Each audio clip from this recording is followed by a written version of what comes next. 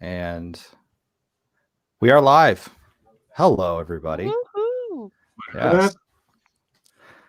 Welcome. It is Thursday night. It is 6:30 where I live, though I am greatly outnumbered. Well, Danielle and I are greatly outnumbered by the West Coast people tonight. Normally it's the central folk who have the power, but it is tonight a California invasion, if you will. I am James O'Hagan. I am the Director of Digital and Virtual Learning for the Racine Unified School District and also the host of the Academy of Esports podcast. And to my right is... I am Carrie, aka the Chuck Muju on Twitter. I am the communication specialist for Liminal Esports, and I have been running lots of little local gaming stuff in my area. And to your right is... No, please. This one first. Me? All right. Oh. My name is Angelique Giannis. I am an English teacher at Helix Charter High School in San Diego, California, and I run our esports casual gaming club after school, and I don't know, aka Miss Giannis on Twitter. I like that.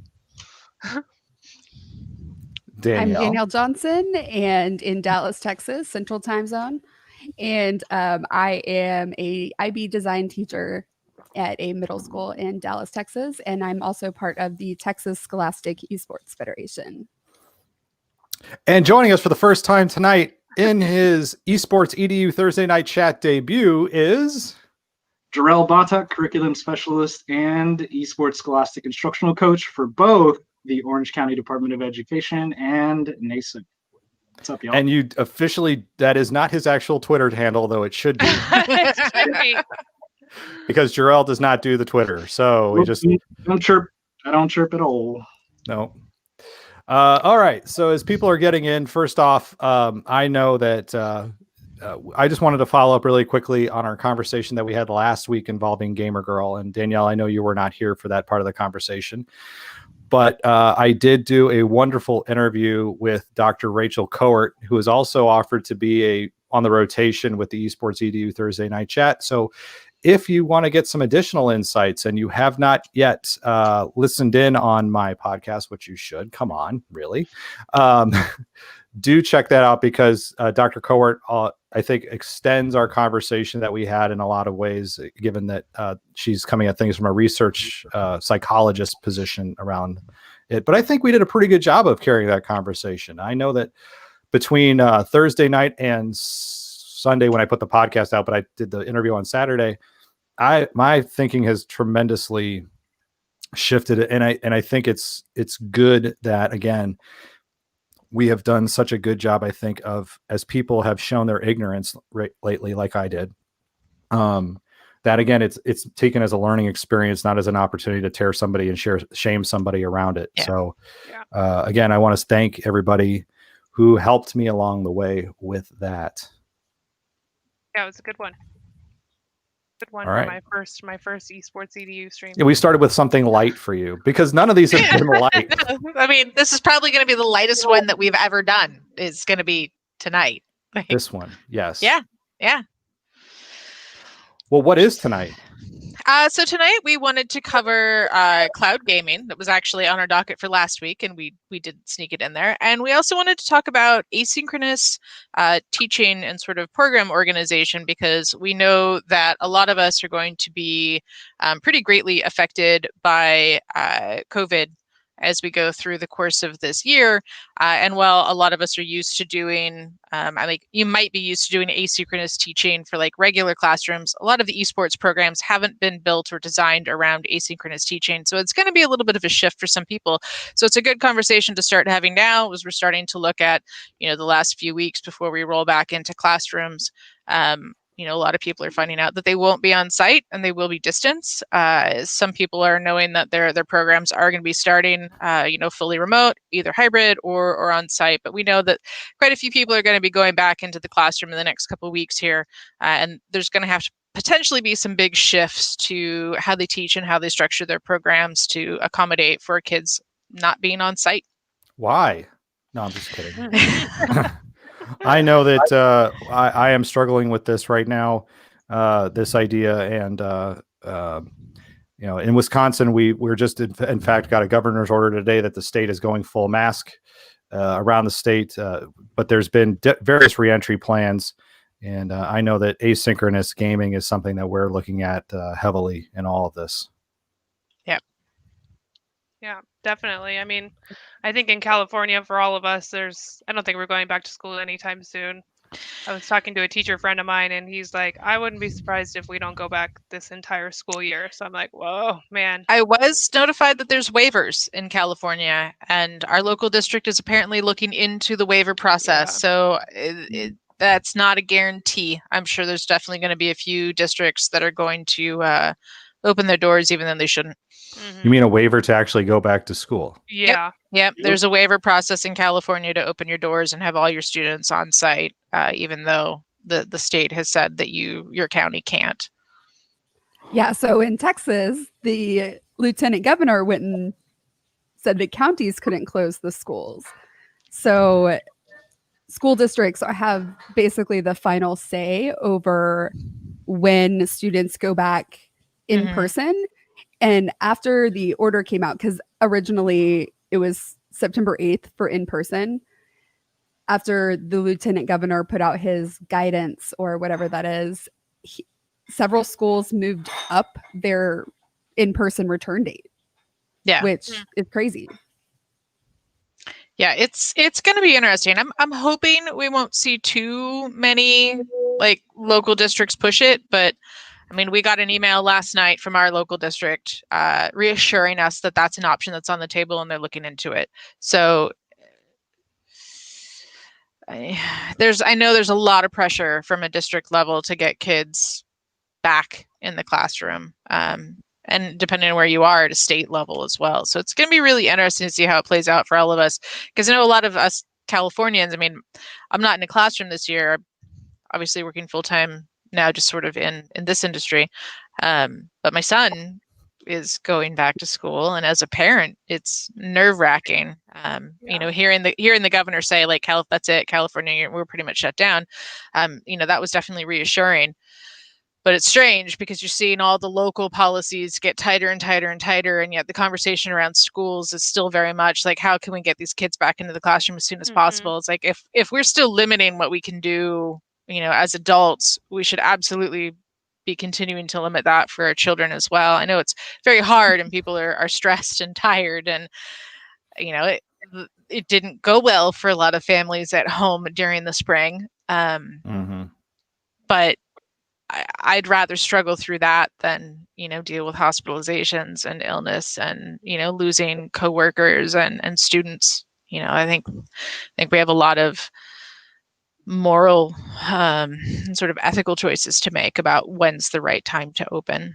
Yeah, and I think our school is kind of exploring something in the middle. Not really. I mean, it's not necessarily a hybrid, but what they're trying to do is we'll be full distance learning, but they're going to allow the students who need those in-person opportunities, students that are on IEPs or like our English learner students, to come back to school in small groups, obviously as a choice, to have that extra support. So I thought that was interesting. And then I assume what they're going to try and do is kind of branch it out slower and slower to the kids who want to come back or feel like they need to come back. But as far as like club wise, for my club, that's all up in the air. I mean, usually for me, I don't know about you guys, but usually for me, I have 60 to 70 kids in a cafeteria that's been transformed into this like academic support classroom during the day.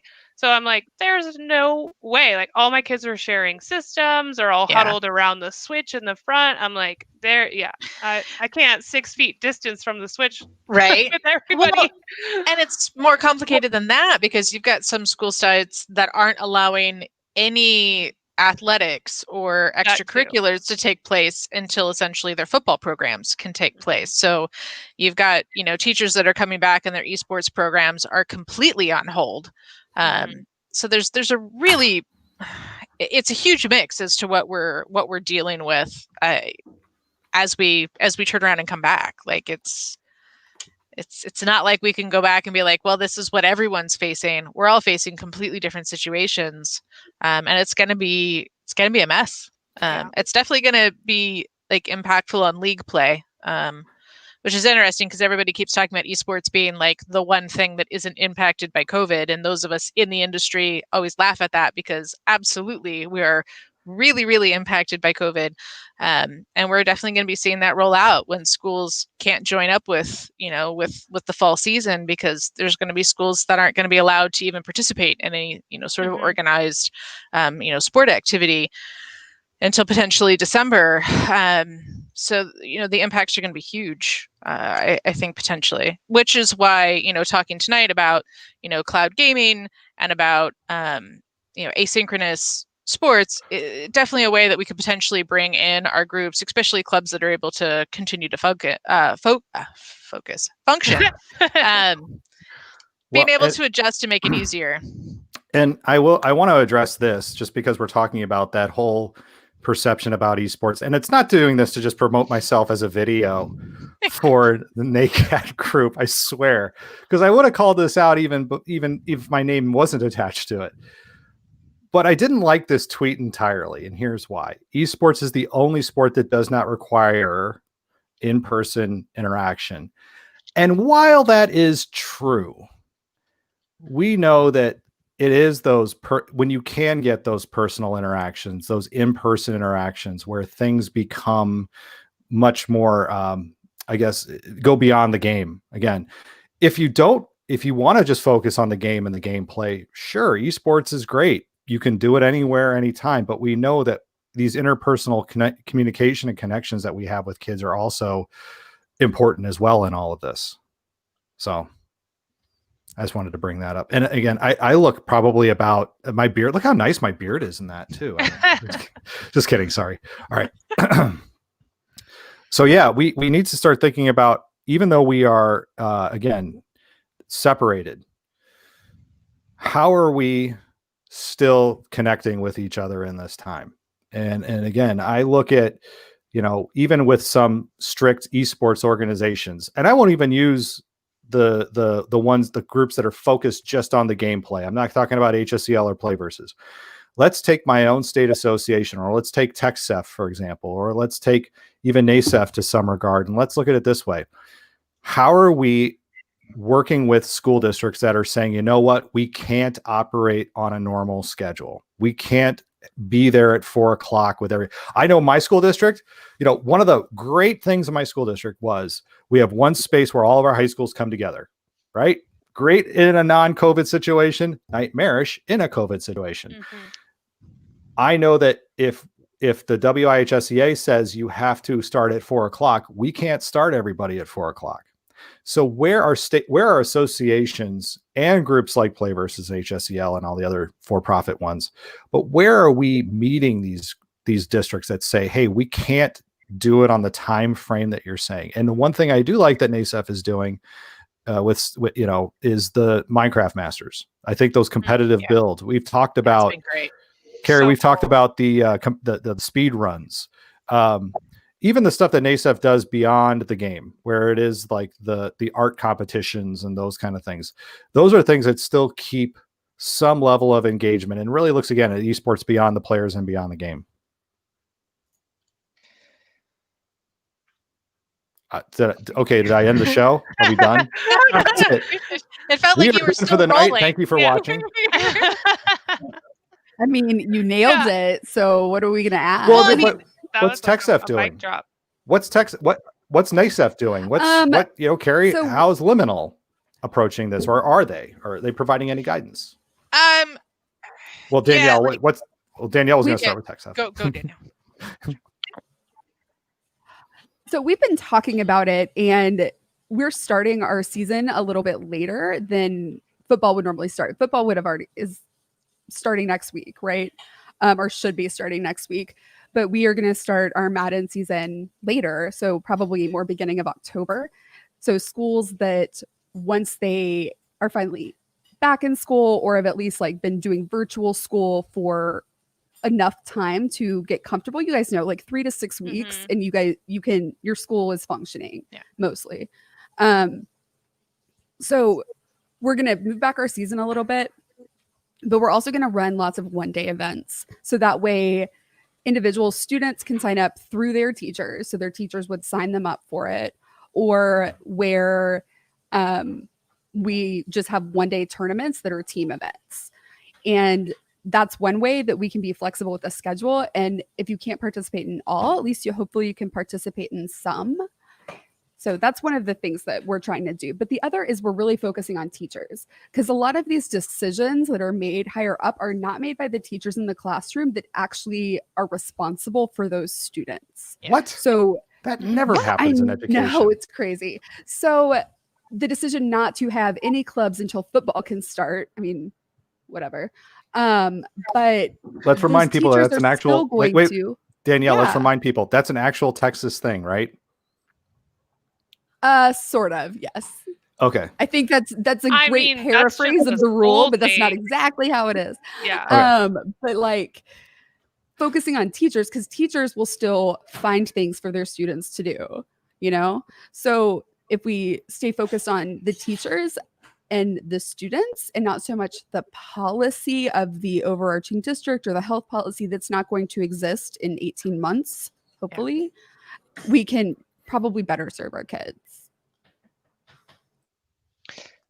And I think another issue that comes up too, and I think a couple of people mentioned this in chat, is like, how do we manage access at home? Like we have all these students, and I know you guys, we've touched on that last week a little bit too.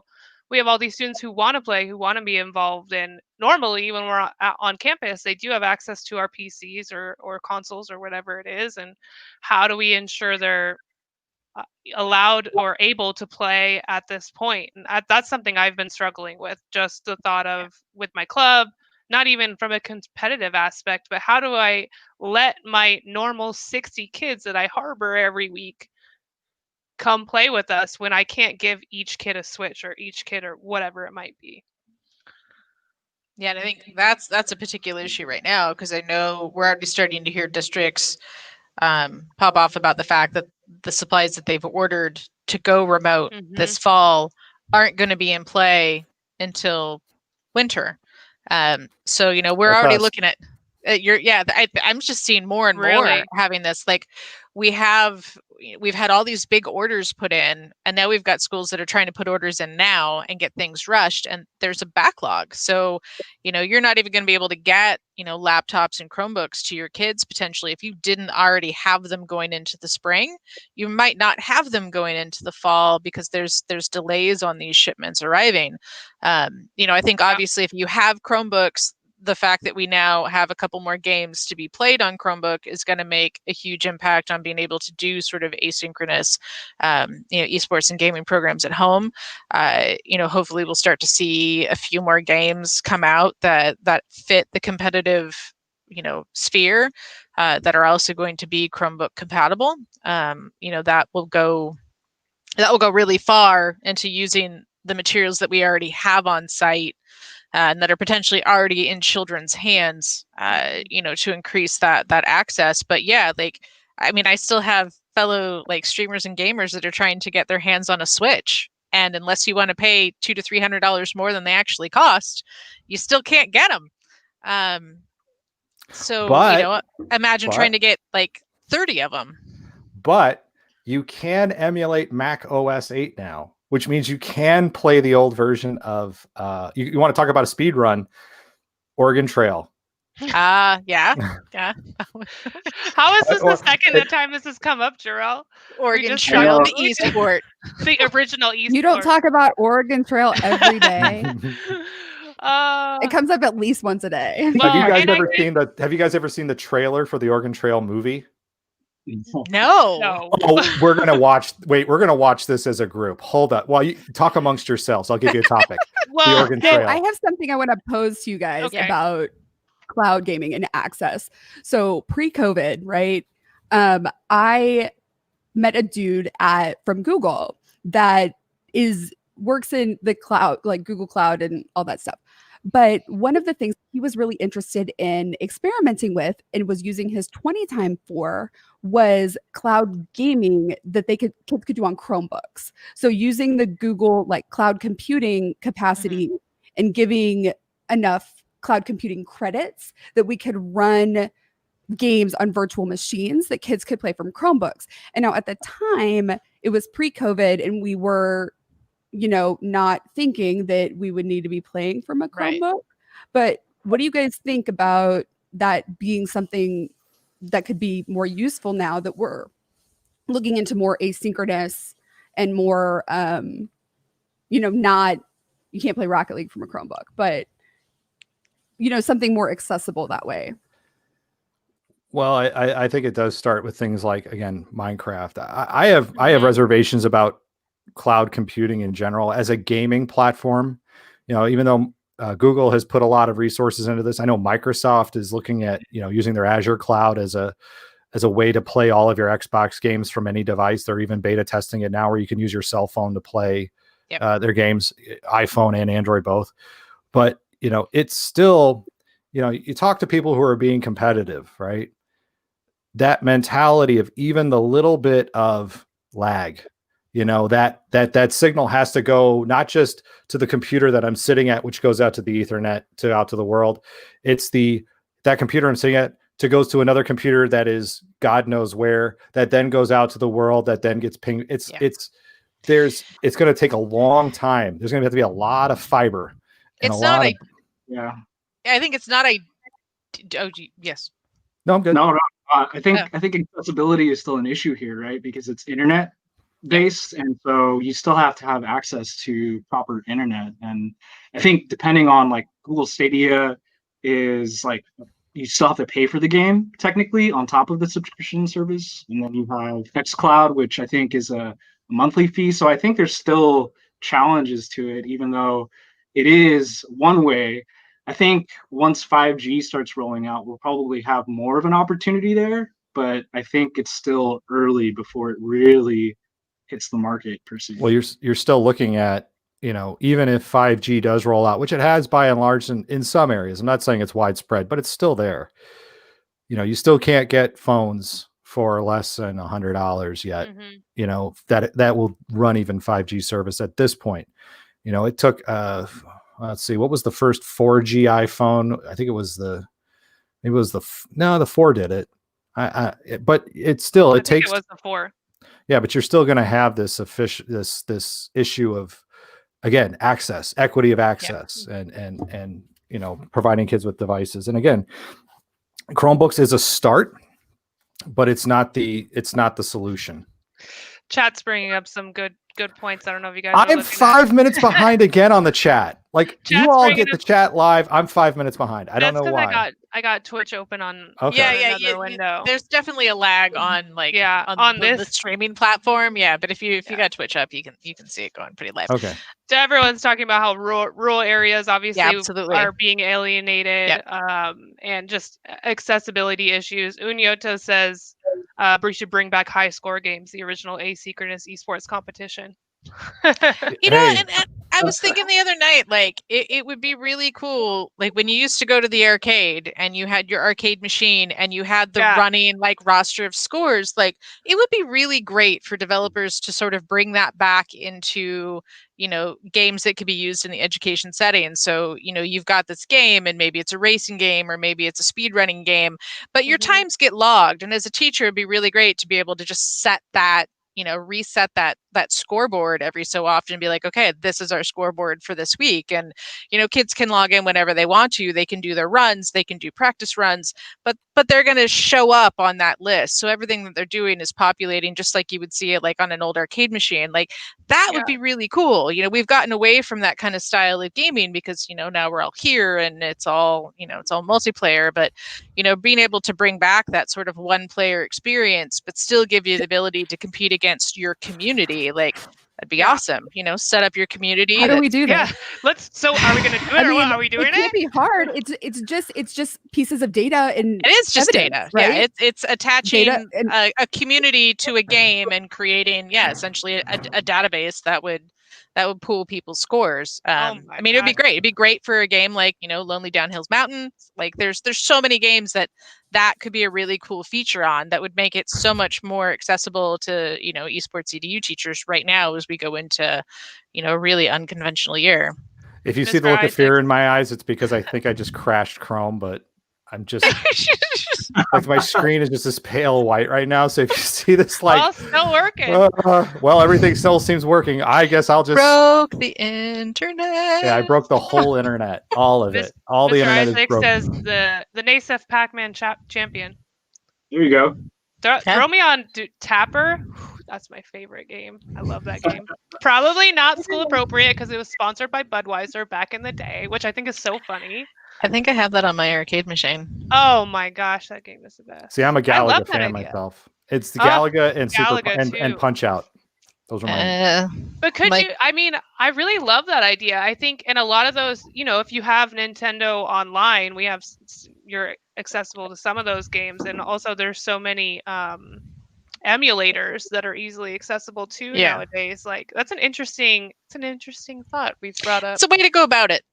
Yeah, it's a way to go about it that would help with, you know, the asynchronous nature of things, because games by and large aren't necessarily designed to be played that way in a competitive nature. So it would be I think an easy adaptation for certain ones. That would definitely increase that. And I think the other conversation that keeps coming up is like, how do you teach? How do you keep that camaraderie and that team nature built up when you're not in the same room with each other? And I think, like, as a gamer, I if you want to scroll through my Discord list of how many channels I belong to, you know, there's definitely great ways that you can continue to keep your team connected. I think the questions that we have to deal with is which one of those are going to be safe and district approved, because while a lot of us that are, you know, are gamers and live and breathe the industry, you know, when people pop up and they're like, "Oh, I'm going to use Discord," we're like, "No, like, yeah, just wait ask a second." somebody first, for the love of God. Like, So I when are love we making this teacher's introduction to Discord? Oh, video? it probably needs to happen, It needs because to happen. Because even so many setting up people the bots to make sure that it doesn't delete and moderate, that is something that needs to exist. And even then, it's not in its nature a safe platform. It's a great platform. I love Discord, but anytime you give people the freedom to send private messages, to include video, to include audio, to do live streaming, you're going to have issues. And even if it's not happening in your channel, because I've got teachers like, well, I've got all my bots are set up, all my permissions are in place. It's like, yeah, but you've had your kids download Discord. So they can DM anybody, they can be going into everybody else's channels. Like, you've got to be aware of the stuff that can be happening in back channels. Like, your channel itself may be safe. That doesn't mean the interactions that your children are having while they're, you know, active in your program is going to be safe. And I'm sure your school district signed off on all this, and your IT department vetted it, and they made sure that they're really thrilled about all of this, right? Yeah, of course. So I'm going to call out Angelique here a little bit, and maybe drama. Wait a minute. Show me what you got. She's been doing in San Diego. Do you want to talk about it a little bit? We could share it. We don't have to. Our curriculum? Yeah.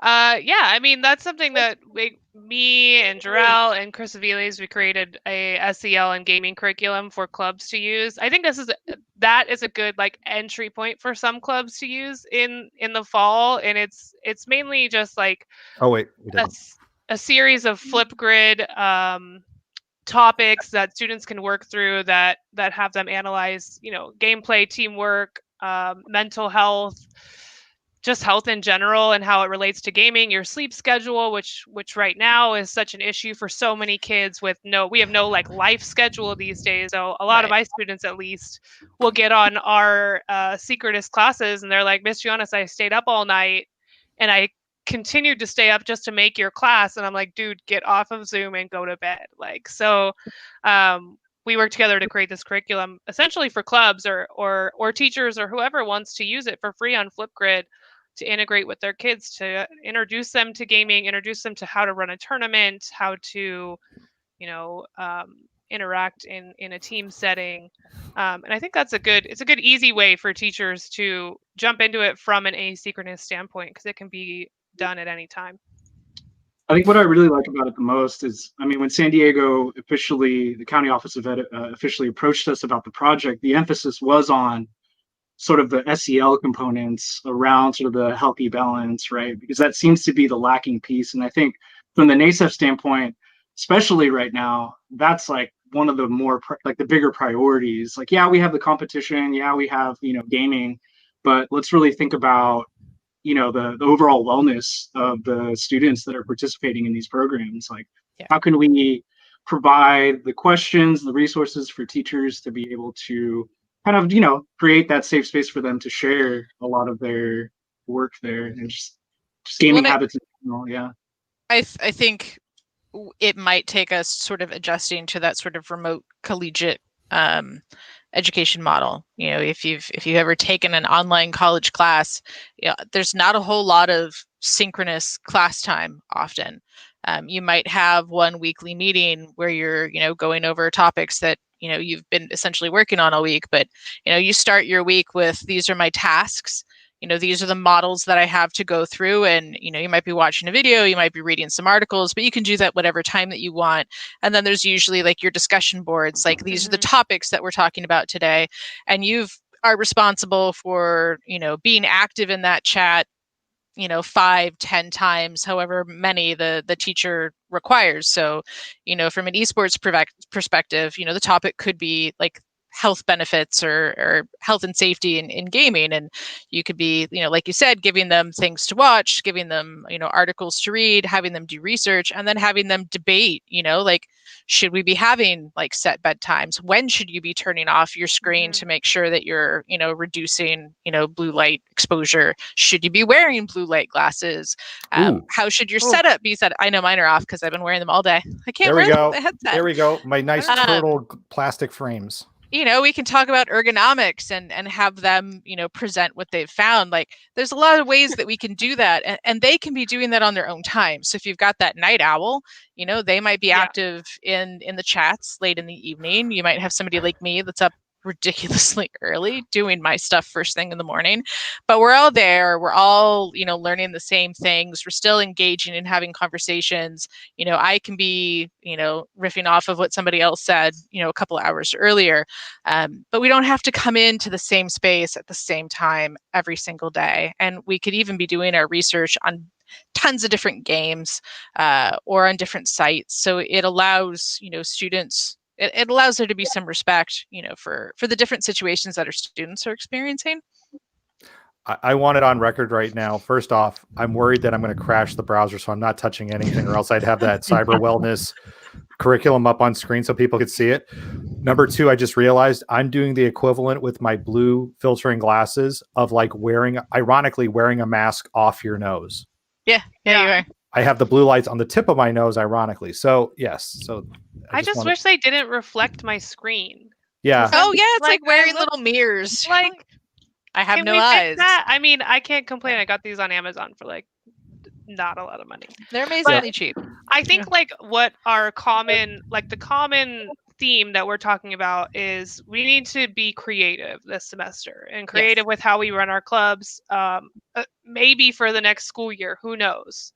And I really like the idea of integrating SEL. And somebody in chat, I think it was Nate, in chat mentioned something about students recording their gameplay and then posting it. And I think that's kind of where we need to go, because our kids don't have access to everything.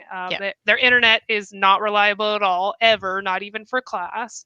And how do we like get creative in this space to where kids still feel connected, but one can connect on their own time, like you were mentioning, and two can connect in a different way than not be in the same classroom together. And it might be a good year to change some of our focus. Like, you know, they're esports programs. This year might not be the league year.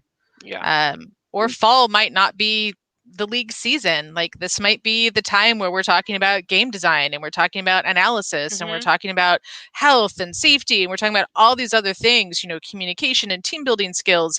Like, this might be a pause year on the competitive aspect of it, where we're looking at a lot of the other different components and having them work on that, because that stuff we can do in a lot of different ways and we can have a lot more flexibility with. We might have to take a step back this year from the competitive aspect of it and build in, a lot of these other aspects, which honestly the good programs already have. That's built into their programs, but that might have to come forward this year, definitely this fall. I will say that there's nothing I love more than having a private organization or company, again, solicit my kids before the school year even starts to have a tournament and just go again around the school district and around anything, because again, we're dealing with issues of equity right now. And I'll just say it, Playverses with their early, I don't know what they're calling it. They're having some kind of tournament right now. That's cool as a one-off for the kids who can get to it. It's not cool for the kids who can't get to it. What are they doing to help those kids get to that? Yeah, cool. You got a nice setup now with Overwatch and Blizzard. Cool. Good for you. That's good business. I'm not going to shame you for that. What I am going to shame you though for is saying, where are you helping kids, to bridge that access gap? Where is that? Like you can't just be this private company that's out there saying, hey, we're gonna be the high school esports leader. High school esports leaders are the ones who are helping kids get access to these things. And it doesn't even people outside of education don't understand what it's like in the classroom or in a school system. But they went to school. They've seen it. But they don't. But they don't. I can. My mom's a teacher, or my dad's a teacher, or my aunt. I come from a family of educators. That's cool. My dad's a rocket scientist. I'm not. Don't have me building rockets. People don't think about it. They don't think about things like every child gets to go on the field trip whether they've paid for it or not. Like they don't get the access and equity issues that we face as educators. And I think that's long been one of my areas of contention when it comes to league play when it is run outside of districts. There are great leagues that are education based, that are aware of what it takes to incorporate esports in the education setting. And that's fantastic, because we need more of that. But you have other leagues that are popped up that are based off of more pro and a financial gains model, and are tone deaf. Well, yeah, and when you try to incorporate, I didn't mean to cut you off earlier too. You got me really fired up.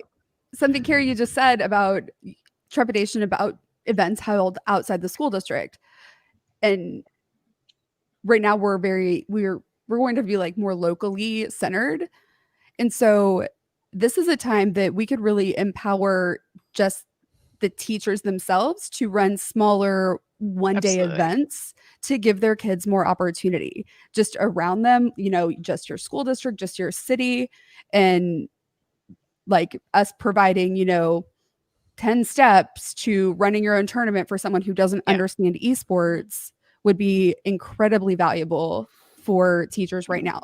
Just even an inter-school or intra-school tournament. Yeah. But like someone like me who's not a gamer would not know how to come in and run that. Like, we don't know the platforms. We don't know how you even score things or how long games even are. So these are things that our kids need this from us, and teachers have done crazier things for their students. Oh yeah. But how is we as the esports community put out, like, how do you run a one-day tournament for Smash Brothers virtually with everybody in different places? And I think I was going to say, Jarrell, I feel like you got real good points on this. Yeah, it is from what you say, right? Like the educator, I think it's a mindset thing more than it is like the how, right? Because to them, they feel like, oh, I don't know anything about video games. I don't know anything about running tournaments. How am I going to do this? And part of the narrative that I'm constantly putting out there is that you as an educator don't need to know. You just need to be able to facilitate, a good group of students, because the students are really going to take the leadership for this. I mean, across the board, that's what we've seen, right? Is a student really finds identity and passion within a particular area of the esports ecosystem and just runs with it. And if you can, what a challenge for a group of students right now. Like, can you facilitate an online tournament right now during this time? And if they can pull that off, like, what a great portfolio piece for future endeavors. Like, I was able to pull off a tournament in a pandemic. Like, you can't beat that. And a lot of them. I got a kid who's doing that right now with Forza, and I got I got to thank John Robertson from Indiana. Again, John has done a lot of great things. He's trying to make racing, part of the esports scene. Indiana is big, of course. I went to Purdue, so I know all about the Indy 500 and NASCAR and all that beautiful stuff. And John, this is where again we come together as a community. John was so giving of his time to meet with those kids and talk through with them things I had no clue about. But it was meeting with those kids and sharing his thoughts and ideas and helping get them kind of situated and formulated. And now they're ready to do exactly what Jarrell is talking about. And they're meeting kids where they're at, and they're working with our gaming lounge in town to say, can we space out the day where enough kids can come in and get access to this so that, while they don't have it at home, they can still come to a place and get it in a safe and responsible way. And if you give kids, the autonomy to be able to do something like this, you're going to find that a lot of your kids are capable. They're going to know the online digital platforms to be able to hold, digital events online. I mean, a lot of them are already experimenting with those on their own for competitive play. Whether it's, setting up private lobbies, like there's ways you can make it work. And I know when I was teaching middle school, my kids set up, granted it was LAN, but they set up, a whole Smash Brothers tournament within our program. We constantly had chess tournaments that were insanely crazy that went on throughout the entirety of our program. And that was all them. They came to me and asked for it. And I said, yeah, go ahead. But you're going to structure it. You're going to set up your judges. Like, it's all going to be above board. And you guys are the ones that are pulling it all off. And they did it. We had everything brought in. Everything was in place. Brackets were set up. Like, the communication was great. So it's absolutely 100% doable. But you have to be willing to let them try it. And maybe fail. Yeah. Oh, yeah. Right? Yeah. Oh, yeah. But that's the great part, right? Then you get to unpack and they can replan and things, work out better the next time. Like failure's just the first rung of growth. Well, even just looking in the chat, right? I'm looking at the people who are in the chat, even though I'm 5 minutes behind and my computer's totally crashed. I still have my cell phone right here. And I'm looking at who we've got in there. You got a Steve Isaacs, right? Epic Games, Fortnite, Minecraft. You've got again, you can call up a John Robertson or reach out to John and get the thing about Forza. You can reach out to a lot of people who have done this, who are in this chat right now. I'm not calling Playverse to ask how to run this. I'm not calling HSEL to ask how to run this, because we're educators and we've got that. We know we're not looking to profit off each other. We're not, and we know how valuable our time is. I think that's one of the hardest things that I've had to deal with right now is there's people who come to us who say, tell me everything about esports. And you're like, okay, I can't do some of that. the work yourself. I can help. But you got to be like an Angelique who becomes an ASEF fellow, or you got to become like a Danielle Johnson who's like, goes and searches these things out, or you got to, be like any of us. You got to put in the work. You got to put in work, and you've got to find your niche, and we all take different paths. Yeah. And I think I'm terrible at games. I get so many emails like that every week. Like, I'll get an email and it'll be like, tell me everything about what you do and how to do it. And I'm like, that's going to take me a really long time. And also I don't know. I just kind of figured it out. But so there's this idea that I've kind of been floating with someone else, and we really do have like a community knowledge base for esports edu, but it's not in one place where, because we had to do like legwork and grunt work to figure stuff out, right?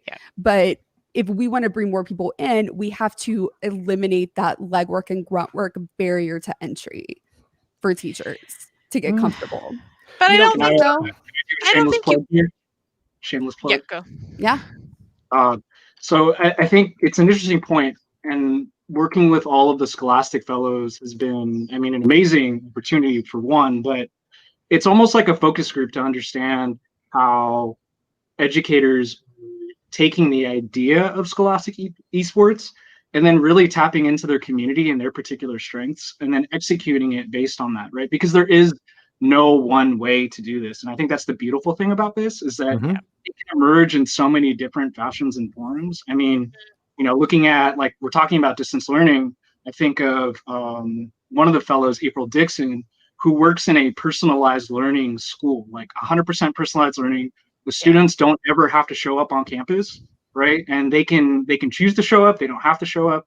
And so the way that she's really taking the curriculum is looking at how she can create this pacing guide where students can engage with it at their own pace, week to week, with project-based learning, embedded within it. And I think that's like one way, but you could take it in so many different directions, right? You can do it ELD, you can do it with SEL, right? There's so many different aspects to this. And I think that's really the beauty, is that you don't have to know how to do this.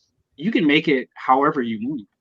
Yeah. And I think, right. And we know that, but we are probably all project-based trained educators, and not everybody is. No, and so I'm old school. I feel like worksheets and I can tell. Eliminating that barrier to bring more people in, and I'm not saying turnkey solutions are, they never work in education. No, but and that's more of a community knowledge base where there is a place to go, like almost like a Wikipedia for esports edu. See, and I think that's kind of where you have like Discord groups, like the one that most of us belong to. That's kind of why they exist. Like, you have to put in your work because you have to find the path that's going to be right for you. Like, we've all started in different ways. I did the UCI Esport Management Certificate course. As soon as I exited out of the classroom, I'm like, this is the pathway I'm going to get to like shore up, at least my basic foundation. But everybody's pathway is going to be different. And I think it's really hard just to create like that wiki of knowledge, because what I find is when you provide people with that wiki of knowledge, it has no frame of reference. And then people go out and they do really dangerous things with it because they have just enough information to start running through and breaking things. What is that thing called? Go on. I'm going to look this up. Hold on. There's a phrase for that. Go on, Jarrell. Sorry. No worries. I did plug a link in the chat. So thinking about all of the fellows, one of the assignments was to develop a curriculum module based on their particular context. And so the link in the chat is actually the big community library of all of the curriculum modules that they developed, sorted by standards, by grade level, by subject area. And so when you're talking about this knowledge base, definitely, like, this is like my proud dad moment. Proud of the work that all of the fellows have done in really documenting their thinking process and how they've facilitated it. And I think what's great too is most of them had created like a walkthrough video, like an overview video, talking you through their curriculum module and kind of giving you context, right? Because a lot of times you go to a knowledge base and you're like, there's no context. What does it mean, right? And I want to hear it from the source. And so what we've done with this is really provide that space for people to engage with it, listen to the person who wrote it, and even reach out to them, like just like you said, within the esports edu community, like reach out and find out more about what they've done. Well, that could even be a place for Flipgrid to come in, where there would be a place where Discord's scary if you've never used it before, where you could ask and people could give video responses and give context to the answer. Or you just send them to my podcast. No, I'm just kidding. But I do. But the thing that Carrie, you were alluding to, and I remember now when I had to look it up. Thank you, Wikipedia.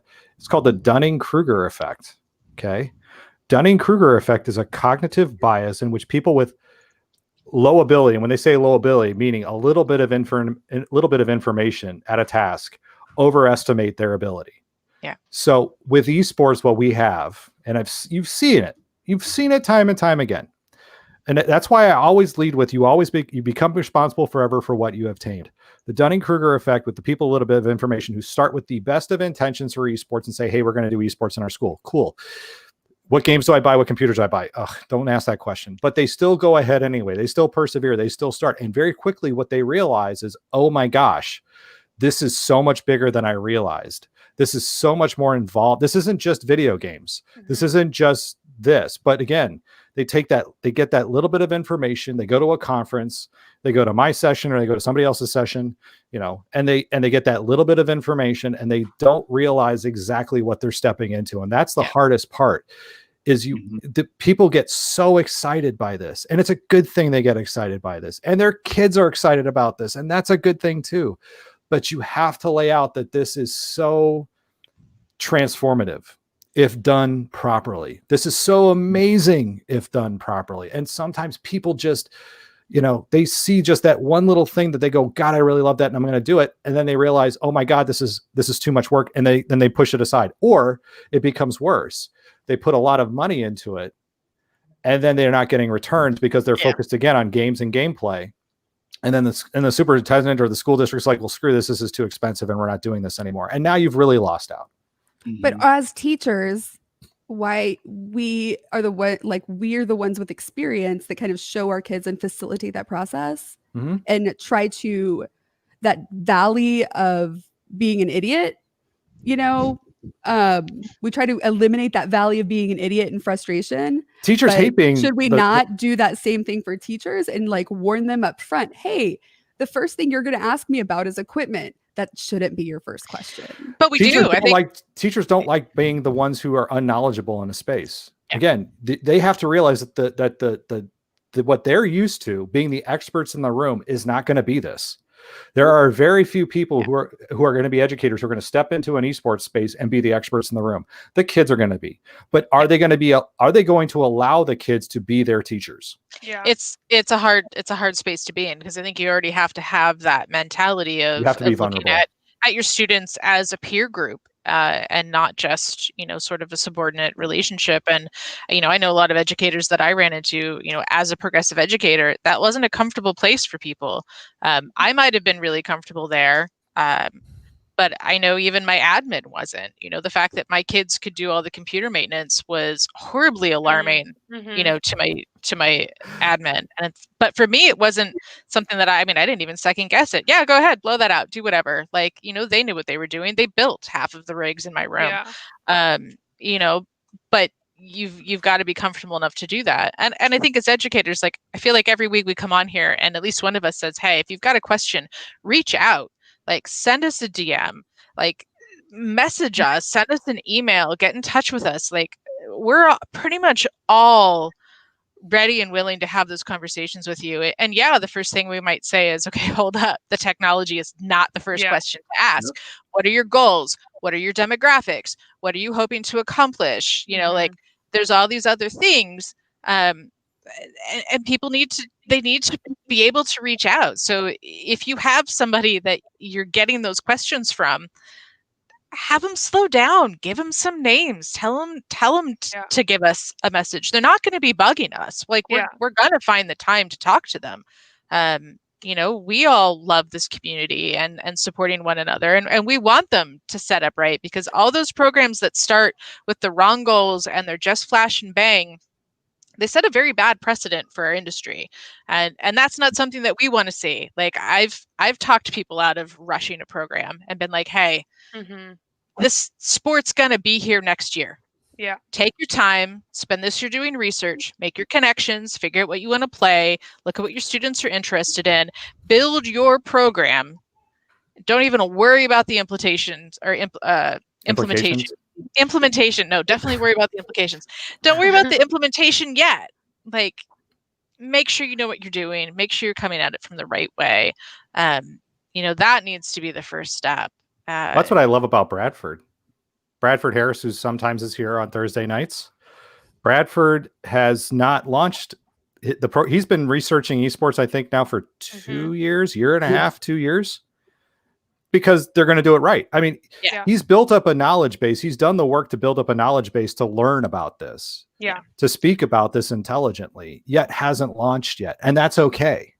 Yeah. And I get super concerned. I get super concerned when I go to a conference and I see who's speaking and who is speaking to other teachers, who has done this for 2 months and started 3 months ago, or that to me is concerning. You mean, wait, you put in a conference session to talk about this before you even had a lot of people rush to be the expert in the room, and even me at this point, I'm like, I'm not an expert. Yeah. But I have certain areas that I am very comfortable in. and they're my wheelhouse. And if you've got questions that I can help you with, I will absolutely 100% help you. One of those first, words of advice I will tell you is if anybody is touting themselves as an expert, turn around and walk out of the room. Or offering a turnkey solution. Yeah.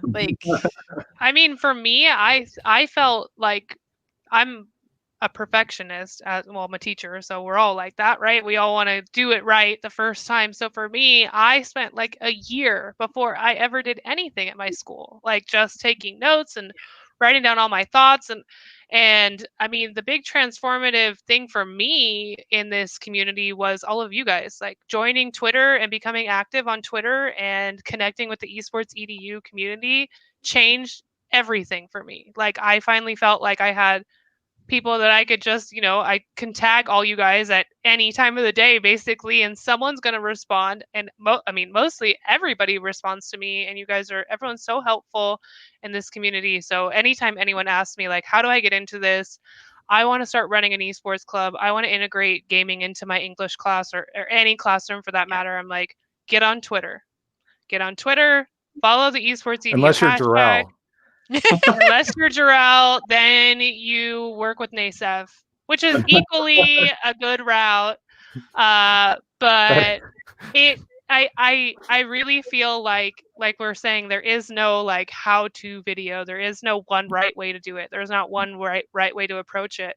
And Steve Isaacs said something in chat. He said, rule number 1, let go of needing to be the expert, which I really loved. And that was a big transformative experience for me too. My kids approached me and they said, we want to run a Smash Ultimate tournament. And I said, cool, do it. And they're like, what? And I'm like, well, what do you know? Figure it out. And like that my kids were in our 3D printing lab and making our trophies, and one of the kids was making the brackets and the sign up flyers, and like when you tell them like, okay, let's figure it out, you're in charge, they just like, first of all, they panic. Some of the greatest conversations that I've ever listened or overheard is the kids that are making the brackets fighting about how to set up their brackets. Yeah. And then how to populate it so that it's fair and that you haven't, it's like, there's some beautiful learning that takes place in that space when they don't have they don't know what we're seeing. And you're sitting there and you're like, yeah, damn, that's some great learning that's happening right there. Just over bracket formations. I have a funny anecdote about that. We did that, and we have 3 minutes. Oh, okay. No. Okay, my anecdote will be 30 seconds. I let my kids do that, and I said I'm the worst at math, so I don't know how this works. And I forgot what it was, but they told me how many people were going to have play, and then the day before the tournament comes, and I'm randomizing the brackets, and we've got like 9 buys in the first round, and it was a train wreck. And I'm just like laughing at the kids forever, but it was so fun. We didn't do that again. We figured it out. Here's what I'm asking we do in the next 2 minutes. Let's do a light wrap up. Since my browser crashed, I need to test and see if I can crash the browser out and keep you all here. So let's do a light wrap up, and then I'm going to ask you all to just stay here, and maybe the show will end, or maybe we can go on for an additional 15 minutes to keep going on, because I think this is all great conversation tonight, and I think we can extend this out for a little bit. Yeah. We don't want to burn all of our good stuff all on one Thursday, but Danielle, final thoughts for tonight. The community is everything, like you said, and so many people have said in the chat.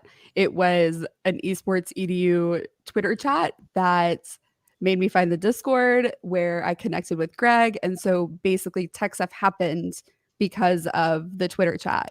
Good job. So the community is just everything in this. Angelique? Come back to me. Jarrell, the man, that is not his actual Twitter handle, by the way. Again, for people who are watching, do not follow Jarrell at that Twitter handle. Is it available? But it might be. I think Jarrell, if it's available, you should. You have to take it. You should snag it right now, even if you don't use it. Yeah, just put the Nasev community link on there.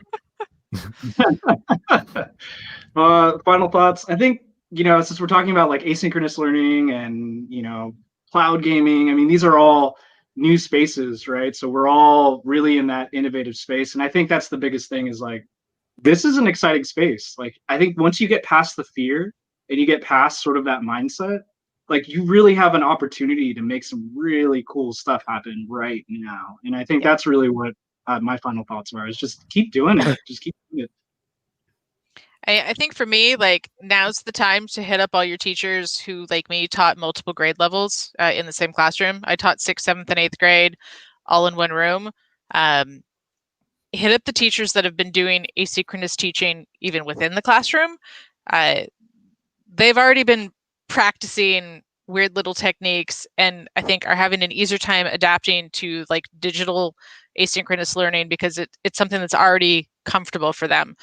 So even if you're just looking at esports, you've probably got people in your cohort that you can reach out to and be like, hey, I know you've done combo forever. How are you structuring, running this in a regular education setting?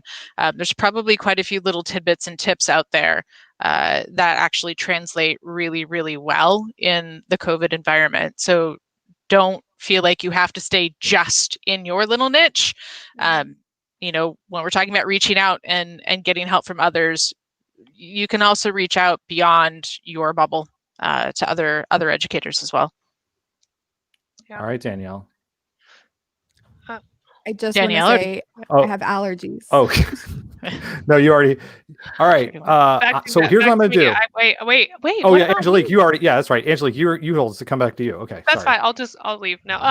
I'll show myself out. Now I lost my train. Oh, I think my last thoughts are to be creative this semester. It doesn't have to be the league structure. It doesn't have to be, Overwatch or League of Legends or Smash Ultimate or whatever, right? Any of these games that are the official esports games right now. I think now is the time to be creative. Now is the time to look at those games that are being offered for free right now. And how do you make it to where you can have as many kids as possible involved? And what does that look like? And it's possible. I know we were talking a little bit about Discord and safety issues, but it's possible outside of Discord. There's Google Classroom. There's Flipgrid. There's all these other, already school approved platforms that we have where you can still do this. It just might not look like what we're used to, and that's okay. And that's okay. Yeah, absolutely. All right. So here's what I'm going to try to do. The show might end. It might not. Who knows? I'm going to close my browser out. And again, this will let me find out if I can close a crashed browser. If the show ends, thank you everybody for watching. We will do it again next Thursday. If the show doesn't end, I will be right back on and we can hang out for just a few more minutes and just make sure everything's cool. All right? All right, cool. All right. Let's see what happens here. I feel like we need dramatic music. Yeah. Well, now he's frozen. He's frozen, but we're still here. We're still here. Awkward. Well, now if you've got any jabs to throw in there, now would be the time. Bradford's not here. Bradford would be throwing shade. Danielle, you're muted. I figured that. I do it all the time. So Chris pointed out, or Steve pointed out in the chat that there's two. There's two of me. Wow, check but that look how out. smoothly it did it. We're not in the middle of frames. Our heads aren't split. Oh, look at that. And that's beautiful. So, ladies and gentlemen who are watching, this is StreamYard. And if you do not know about StreamYard, I am growing more and more impressed with this platform every day. I'm going to give them a little pitch because I really would like them to sponsor this because I don't have to pay them $200 a year. Hashtag ad. Worth it. Worth it. Worth it to make screencasts for school. Like, oh my gosh. No joke. So this is beautiful. Everything that I've done tonight is completely browser based. Now, granted, my browser did crash. However, what I will say is I've done this all on the fly, done everything completely browser based. This is work almost except for the crash. It still stayed on. Yep. And even when I closed out my browser, I still came in. The broadcast is still running. If you're running a Chromebook environment, this is perfect at getting kids and started. But again, as we were talking about with Discord earlier, check with your IT department, make sure you vet it through, talk to them about all that stuff, because again, it doesn't necessarily work on accounts, but it works. Oh, and look, the chat over here on my side now is actually in sync. Plus, I think it has its own platform to stream from. Like you can stream just from StreamYard. Right. Yes. Now, So they don't even have to go to Twitch or YouTube or anything. right. Now, I want to try one more thing. I want to see, because we talked about the Oregon Trail trailer. Yeah. I want Are to we see if I doing can this on share this Oregon here. Trail? And it doesn't, I want to see if it doesn't crash again. Okay. So let's see here. All right. I'm going to share audio. All right, here we go. I'm going to hit share. Can you see it? Yeah. Can you see? Okay. Yeah. All right, here we go. All right, ready? Well, this is all yeah. the goodness. Oh, we can hear it this time. Yes. How did you get to hear it? That's Missouri. Folks around here are taking the trail to Oregon. We ought to do the same. The Oregon Trail. The boredom. We might learn a thing or two. You won't learn anything. They packed up and left the only home they've ever known. Paul thinks he knows everything. I can't wait to start my new life in Oregon. What new life? You're going to be a carpenter, just like him. Oh, burn. He's a carpenter. I'll take 4 oxen and all the bullets $1,600 will get me. Want any food or spare parts? Each person will consume. No, shopkeep. Just the bullets. Just the bullets. Now, they'll learn quickly that the trail is no game. It's survival. This trail is filled with thieves, engines, and horror I dare not say. You will die on this trail, just like old poop face. Come on, you know we all did that. I hope they don't yeah. show the dysentery. Oh no, that's the last line for sure. I got me another one. How could they That's not? over 1,400 pounds of meat. And you know you played every you only run carry through back of this 10 game pounds. because you played it so much. Ride the So like adventure. you tried it, all Rush, bullets, you're gonna all get a spare snake parts, bite. you know? Ride the drama. Down here and help me. It was like the best part of the day. Yeah. Oh yeah. Baker's not gonna I help have me it on ford my this phone. river. Buffalo Hunt was the first. Ride the trail. How did your brother get dysentery? Ow, ow. And the first film based on the hit educational video game. We knew that this would be difficult. Not many people will get there. But we will make it.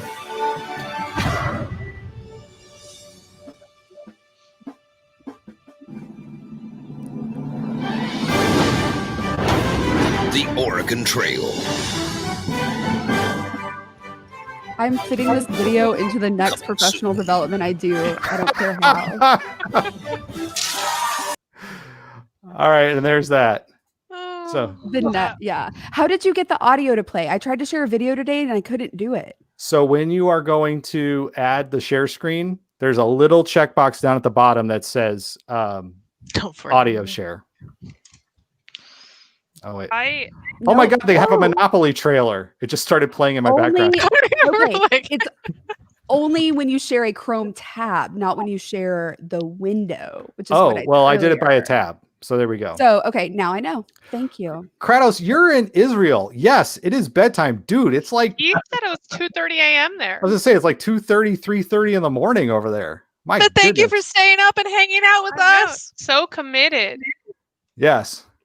All right. So yeah, that's so we learned a lot today in the We last did. in the last 8 minutes, especially. I about- mean, That was. But I think we I also feel have a like my, couple my projects education's To complete. Yeah. start.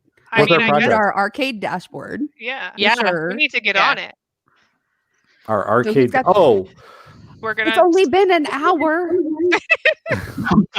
Where have It's you okay. been? He just doesn't listen to me talk anymore. He's like, Huh? that one's speaking again.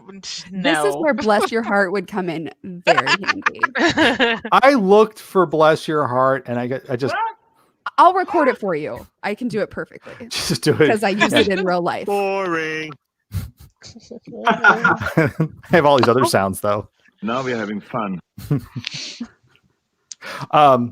All right. Well, this was great. Thanks again for everybody for hanging out tonight. Again, we'll be back next Thursday. I will be back from California, hopefully COVID free.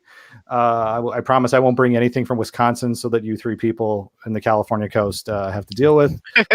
Thank you. Danielle, thanks for being in again tonight. And we will again check in next Thursday at 6:30. Good night, everybody, or Good good night. morning if you're in Israel. Yeah. All right.